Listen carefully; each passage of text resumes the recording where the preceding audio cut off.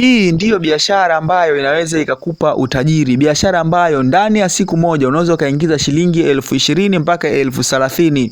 Wewe unafikiria ni biashara gani? Ni biashara rahisi sana, na mimi nimekuwa na utaratibu huu na nitaendelea kutoa utaratibu huu na nitaendelea kutoa session nyingi za biashara ambazo ni 50 to 50. Ninapozungumzia biashara ya 50 to 50 maana yake ni ile biashara ambayo kama una mtaji wa 30,000, kama utaiwekeza kwa hiyo biashara, itakuzalishia mara mbili ya hiyo pesa uliyoipata ndani ya siku moja, as long as uwe ni mpambanaji.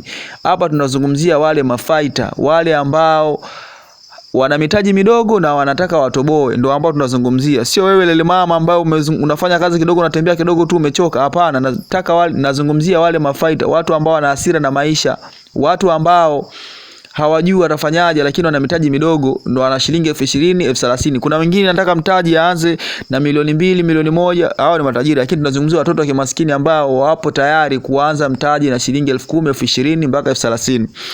Sasa basi, mimi ni mmoja wa wahanga wa watu ambao tulianza mitaji tukiwa nayo midogo, shilingi 30,000, na tukainuka mpaka tukaja kuwa wakubwa kwa kiasi chake. Lakini sasa leo nataka nitoe mwelekezo wa biashara hii, kwamba biashara ya mbu inaweza kukupa utajiri. Biashara ya mbu imekuwa ni changamoto kubwa sana, na hii ni kutokana na sasa hivi mvua zinanyesha sana. Kwa hiyo biashara ya mbu imekuwa ni on trending, yani soko lake limepanda mno, na hii ni kutokana na uhitaji, kwamba mbu wamekuwa ni kero kiasi kwamba watu wakikaa jioni kupiga stories zao, mbu inakuwa anang'ata kwenye miguu, nywi wanang'ata. Basi mtu unapata kero, unatamani uende ukanunue dawa ya mbu kwa mangi.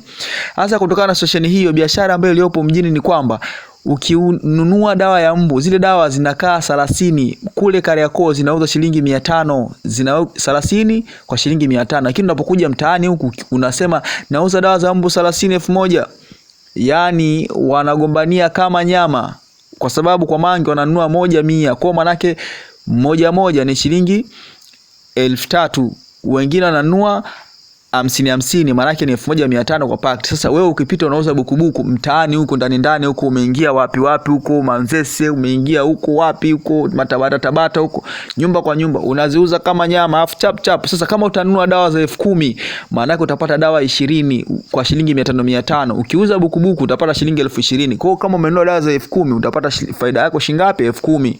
Ukinunua dawa za 20,000 utapata dawa 40, utaziuza 40,000, na umenunua dawa za shingapi? Za 20,000, ambazo ni dawa ngapi? Kwa shilingi 500 ni dawa 40 za 20,000, ambapo ukiuziuza zote zikiisha chapu kwa bukubuku unapata shilingi 40,000. Kwa hiyo utakuwa na uwezo wa kuzalisha shilingi 20,000 kwa mtaji wako shilingi 20,000 ndani ya siku moja. Hivyo kwa 30,000 ndio. Lakini kuna dawa zingine zile zenye coil ambazo unanunua shilingi 700, zenyewe unaziuza 1,500, na zile ndo wanazipenda kweli kushinda hata hizo na nini uzaudi. Hasa na hizo ndo zenyewe unaziuza chapu kwa bukujero, ambapo ukinunua 700 unapata mara mbili yake.